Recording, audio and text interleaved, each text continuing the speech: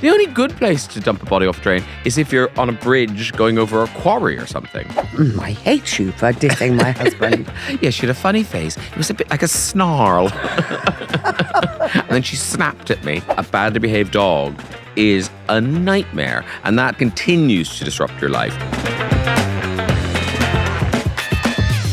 Hello and welcome to yet another episode of Wanging On with Graham and Maria. One of us is Graham, one of us is Maria. Try to work out which one they are.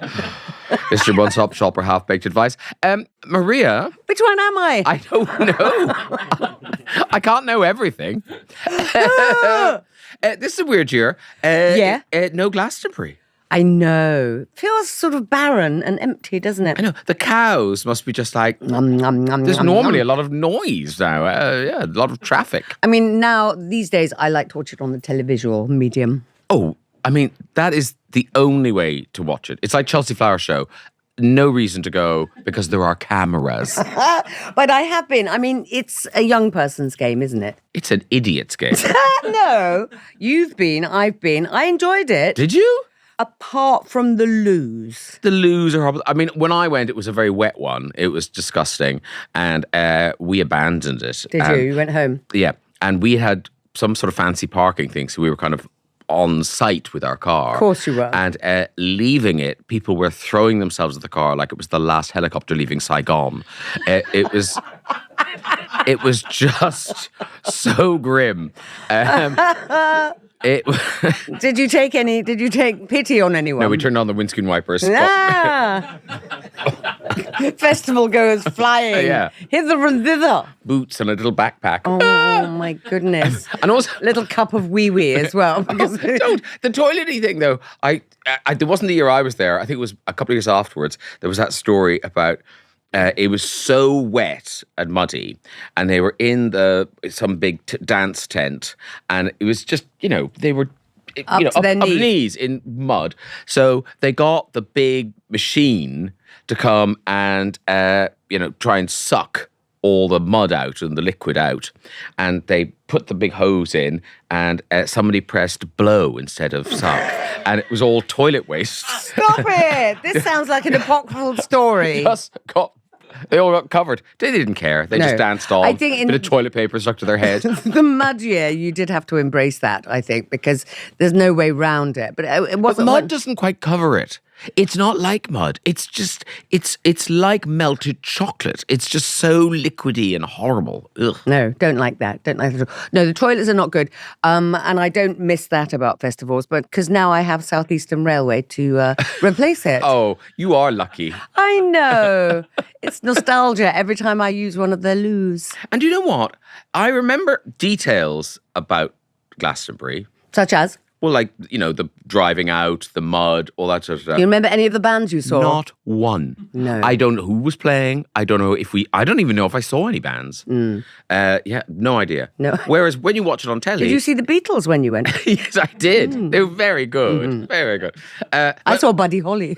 But also, when I watch it on telly, and those people, I was watching, the Kylie documentary. Yeah. And like, those people are so far away. I mean, they could be anywhere. It's insane. Oh, well, I went to see Kylie. Did I go with you to see Kylie? See, that's my preferred medium now, to go to stadium shows. And it's one night and then you're home. I went to see Taylor Swift in Dublin. I did too. I know. And that was kind of perfect because Dublin's a really good size. So when you leave the stadium, we were able to just walk and get it. Whereas I remember I went to see Oasis at Wembley, loved the show, and then every ounce of joy was sucked out of your soul. Trying to get home as you just sat in Where traffic. was it? Wembley. It's in North London. Yeah, no, I know. I went to see, I took my nieces to see Busted. Busted? Yeah, so that's how long ago that was. But they were Wembley Arena, surely. Were they Wembley Stadium? No, they were in the arena. Oh, okay, lovely. And McFly. Together at last. Yeah. That was value for money. So Busted were the opening act and McFly were the big act. And then didn't they become a supergroup? They became McBusted, I think, or Fly Ed. I don't know. I can't remember. They did, but they're not anymore. No, they're not. No, they went their separate ways. And one of them wrote Paddington. So I now they'll know. never do anything again. No, they don't need to. No. Woohoo! Lucky Royalties them. on. Should we write a musical Shall we? after I read these letters? No, let's do it in the break between now and the first letter. Okay, what's the subject matter? They're not hard. Mud. Should we do mud? Oh, yeah, let's do that. Glastonbury the musical. We will have a problem right after this. Okay, Maria, first letter, please. I can't wait for the first letter. She lied. No, I can't wait. Oh. I don't have to. No. Dear Graham and Maria, I've just started a new job. I've been shadowing a member of the team during my induction period, and I've been finding the experience somewhat of a challenge. This individual has been working in this particular field for just under a year. Conversely, I have 5 years of experience. As a result, there have been a few incidents where he has tried to teach me the wrong information. When I have tried to gently explain this to him, he has retaliated by pulling toddler-like stops. Dear God. Dear God. I recently grabbed lunch with another colleague, and as we walked, she asked me how I was finding it all. I told her I was enjoying it, but I wasn't getting on with the person I was shadowing. I asked her if she ever found him to be as insufferable as I was finding him. She pulled a strange face and quickly changed the subject. It was only a couple of days later I learned that this woman was the wife of the man I was shadowing, and I had just slagged off her husband to her face. I was mortified. I don't know whether I should try to address this with her directly or just go into hiding and have people think I died. I am leaning towards the latter, and that is from Beth. I love that, Beth. That's a very bad thing to do. It is a very bad thing to do, but it's kind of fabulous too. It's fabulous. And I think when you do something like that, you just have to own it. I'm slightly cross with your colleague / wife of annoying man, because surely you would say, I'm going to stop you there because that's my husband you're talking about. Yeah, he can be a bit of a curmudgeon. Then it's over. But she didn't do that. So she let her kind of dig herself a hole. And also, Beth, with your 5 years of experience, I thought you might, do a bit of digging. You're getting to know people. New office, I'm going to get to know people. As he's telling you the wrong things, you might be going and, you married, you got kids, where would you live? Stuff like that. And he'd go, oh, that woman over there is my wife. Yeah. Like, it's kind of odd that she didn't know Beth this. maybe was too busy trying to catch him out on misinformation. I mean, yes, you've got 5 years of experience, but this is a different company that possibly you're working for now. Well, all I would say, They do Beth, things differently. They do, but all I would say, Beth, is this probably isn't the first time this woman has heard this. Because he does sound pretty grim. There you go. It's awful. So what's our solution to this dilemma? Well, I remember once I was somebody's +1 at a party. Oh, that must have been a long time ago, Graham. It was a long because time you're ago. always the number one these days. I was a +1. And it was a perfectly fun party. And there was this woman who just seemed really out of place. She was kind of older and she was kind of just a bit mad, and she kind of crazy hair and makeup and stuff. And there was a guy who seemed to know a lot of people at the party, and I just went, God, who's that mad old woman? But that's my mother. And you see, sometimes you just have to own it. And that's what I did. I kind of went, oh wow, she's wild. Okay, so we went from mad to wild and crazy and eccentric, and I love eccentric. Yeah, I can't get enough of her. I was telling you this the other night when it was a funeral. I was very, very kind of stressed and trying to kind of help everybody get to know each other, lots of different friends. And Jasper Conran was there, and I was chatting to him and his husband and blah, blah, blah. And then someone came into my kind of field of vision that I thought, I must introduce Jasper. And I said, and this is Jasper Conran, and this is his wife.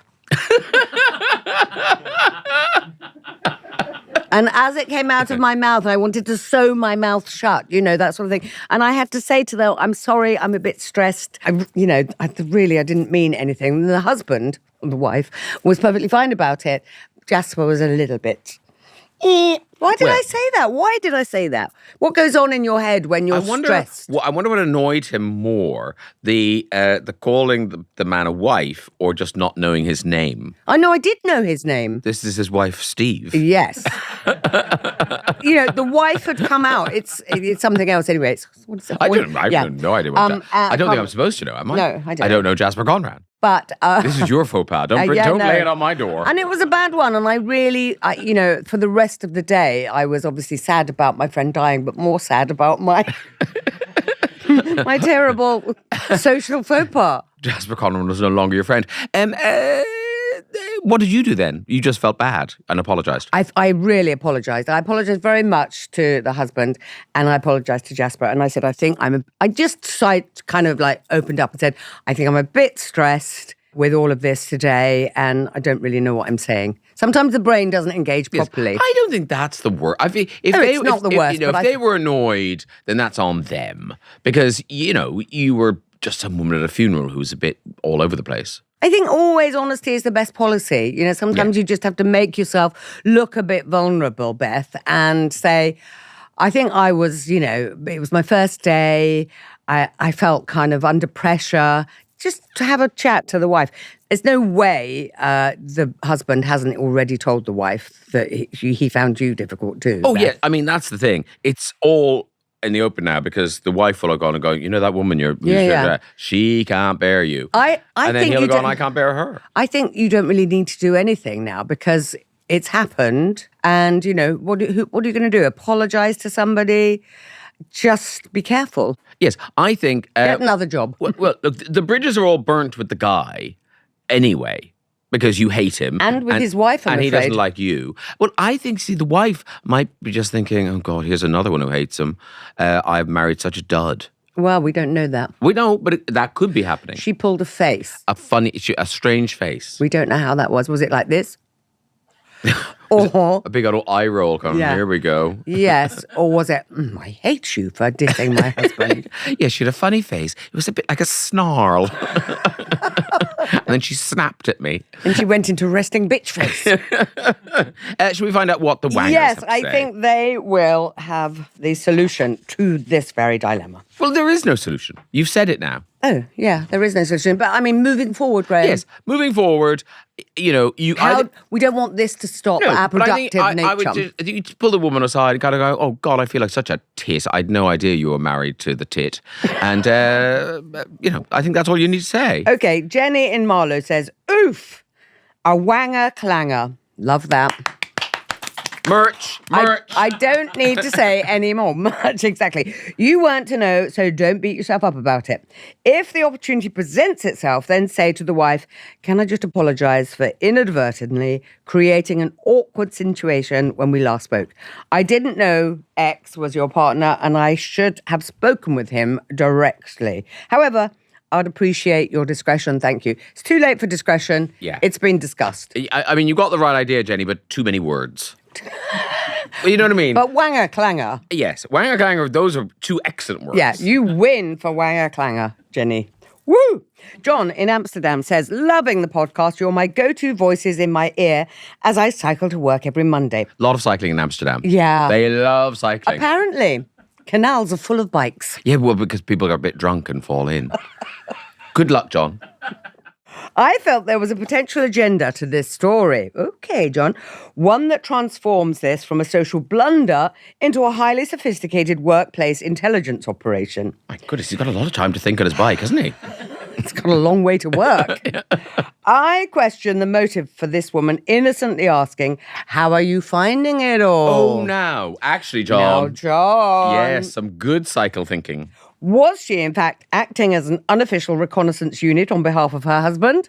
I wouldn't panic. You may not have detonated your career. You may simply have completed her field research more honestly than anticipated. Yeah. Which is all good, but no solution, John. No, that is a description of what might have happened. Yeah. Yeah. But it was a good interpretation. No, we like that, John. Yeah, I Very liked it. good. I liked Very it, John. good. Well done. Teresa in New Zealand says 2 possible alternatives. She'd probably already heard from her husband how insufferable you are, or she also finds him insufferable too. That was your theory, wasn't Yes, it? I mean, I think both. I think that's true. If he's just, if Beth is just an instant kind of dislike, he's just one of those guys, isn't he? And also, people in the office don't like him because they've made him be the one somebody shadows. Yeah, which must be so annoying. He hates doing it. That's the problem. That's why he Hates was insufferable. Hates his wife. Hates his wife, job. hates his job, hates his life. Secretly is really attracted to Beth.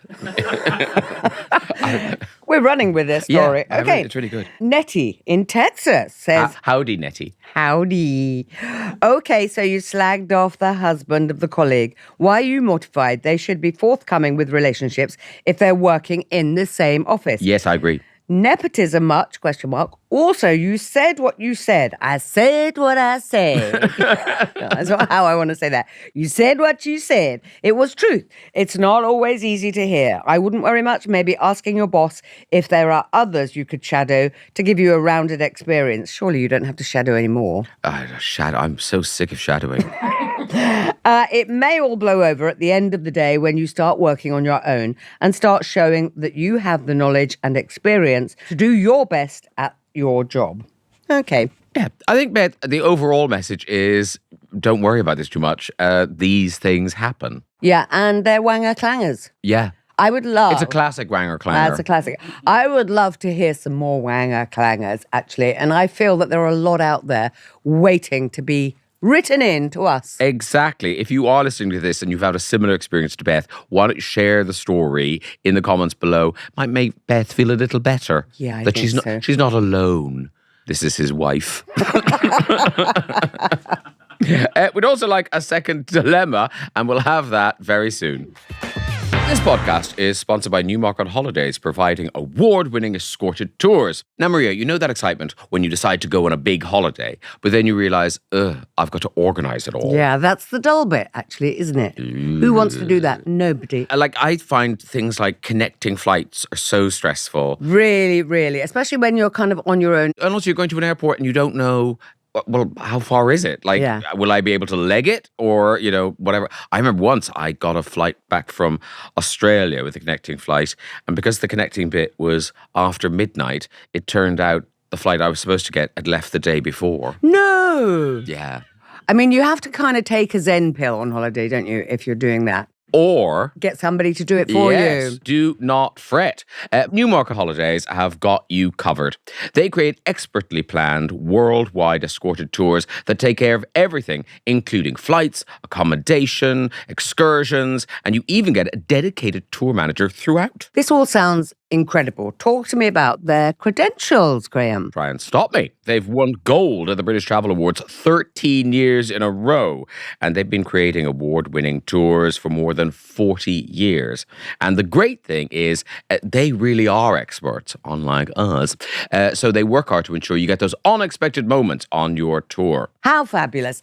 And if I'm leaving the logistics to them, that means I can spend more time browsing the website and dreaming of African safaris, Indian temples, or the gorgeous Italian coastline.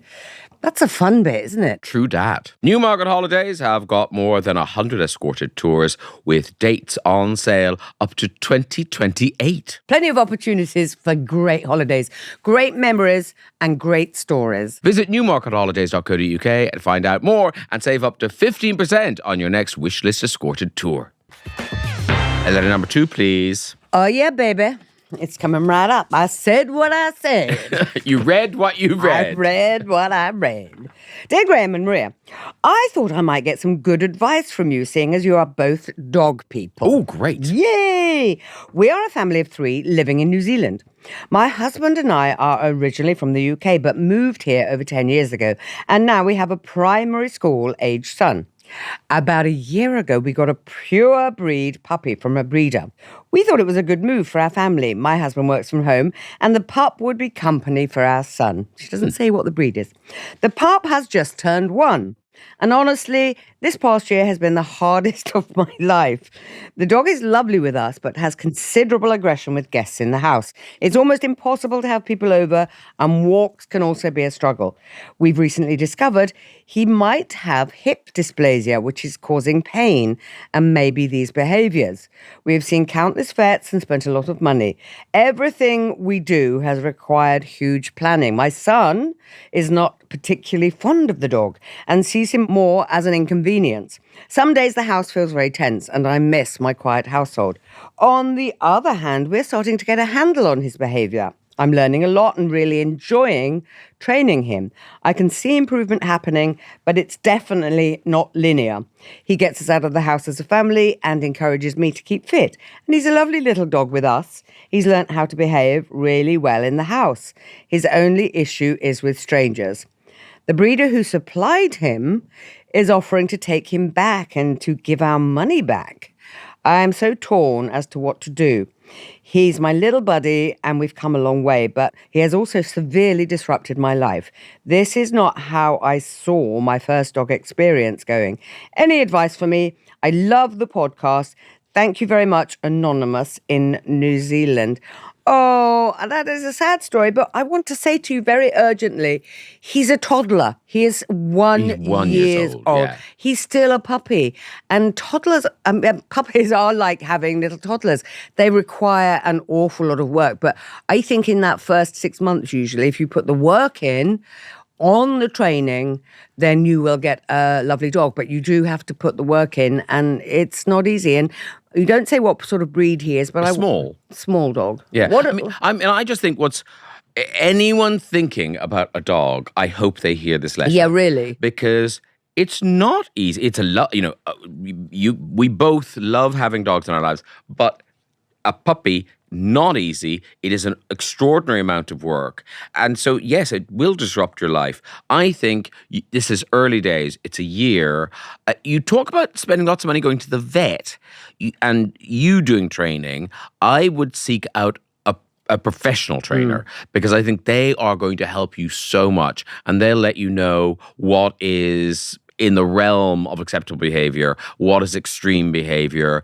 And the thing with the strangers, it's not too late to nip that in the bud because obviously there's some sort of territorial thing going on. It's guarding. It's guarding his pack. That's what he's doing. And I think a professional trainer, there must be one in New Zealand.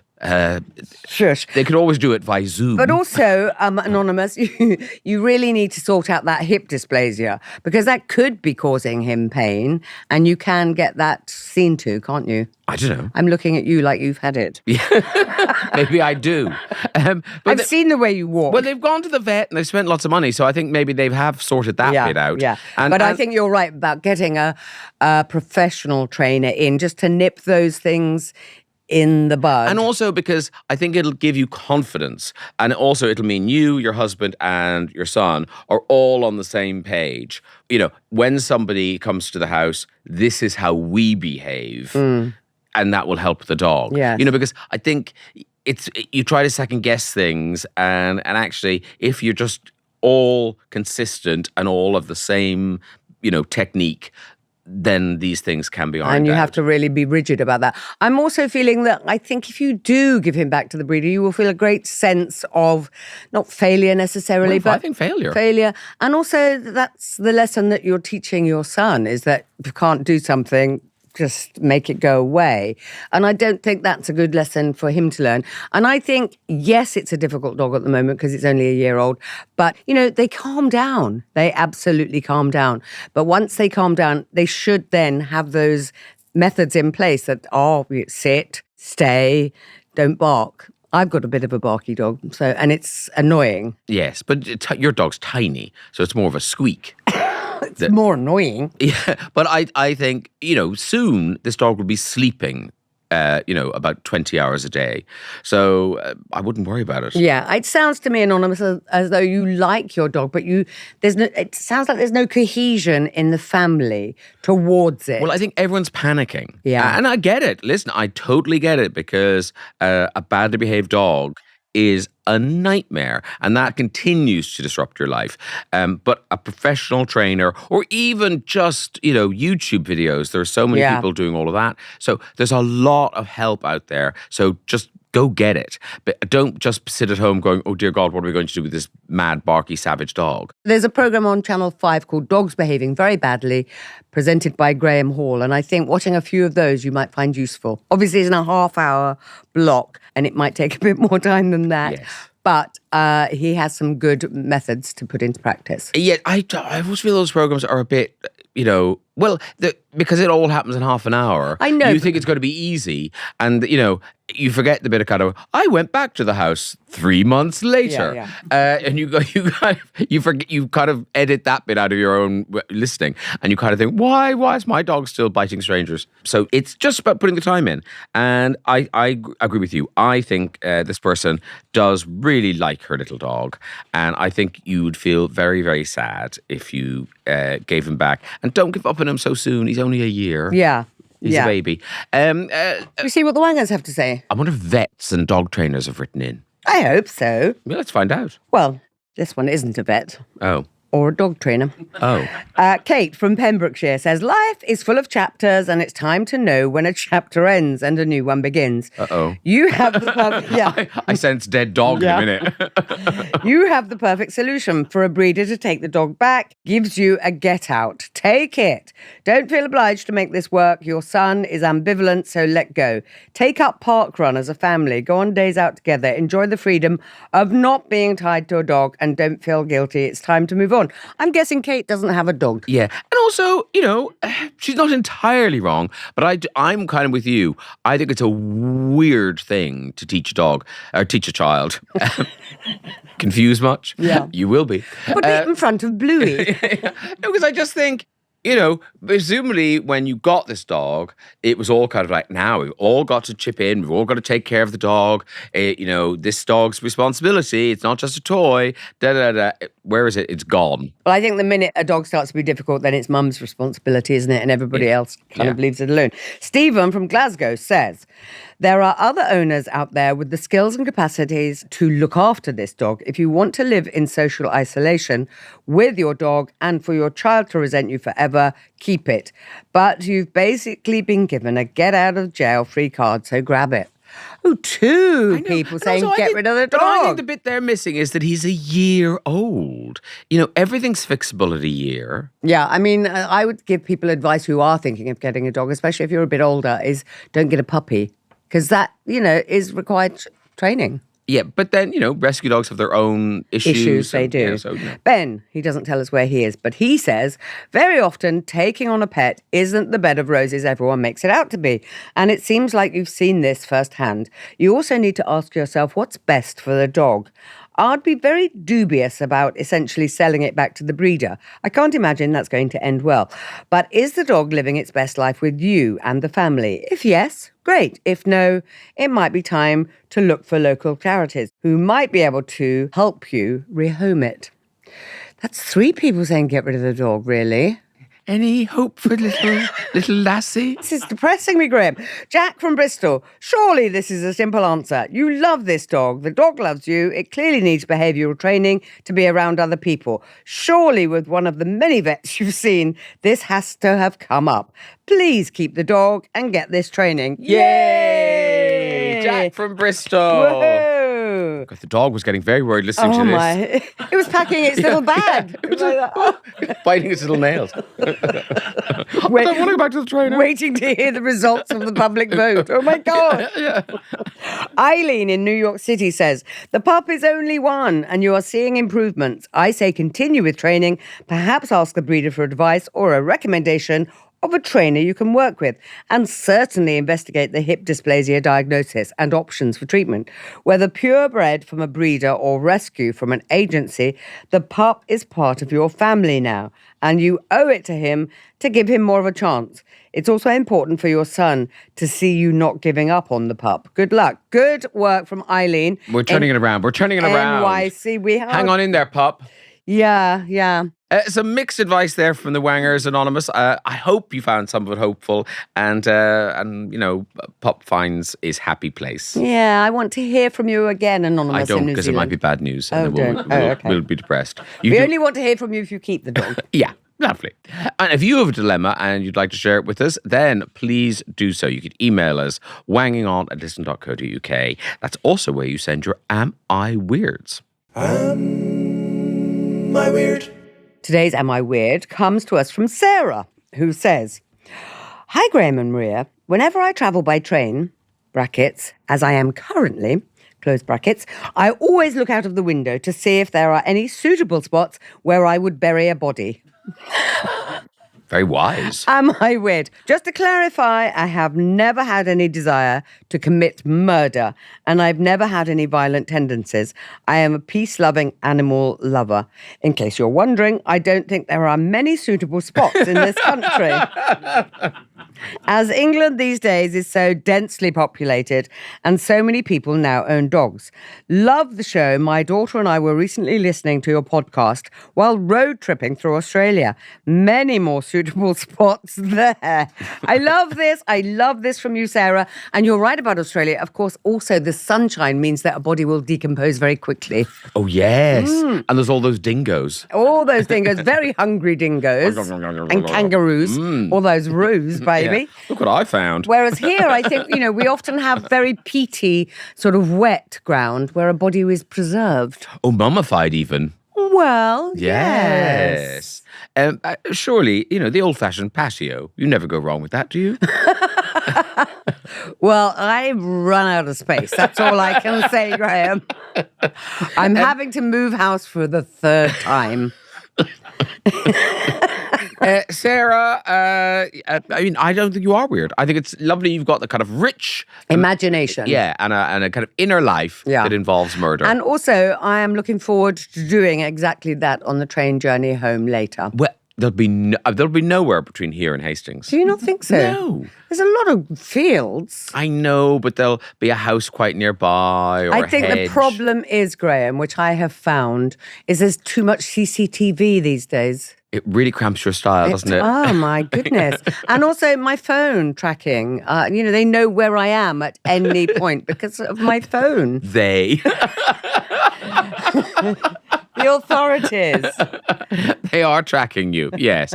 I mean, where is good? The only good place to dump a body off a train is if you're on a bridge going over a quarry or something. Then, heave ho. CCTV again, though.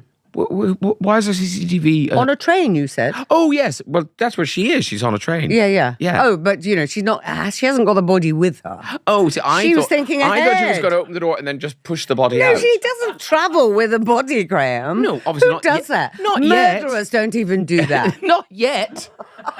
But, if she sits next to someone annoying, yeah, I'll show you. Yeah. And the best thing to do is the carotid artery. I haven't researched this at all, but I think the best way to do it is in the sea, in the channel. Really? Won't Yeah. they just wash up? Yeah, but no, Along with all the other shit. no forensics. No one's going through that anymore. Yeah, found some stuff today. And an old shoe and It was attached to an old leg. a computer. Oh, and a body. Well, I think we should. I think we're both saying not weird. Absolutely not weird. Really rather good. I'd like to be her friend. Yes.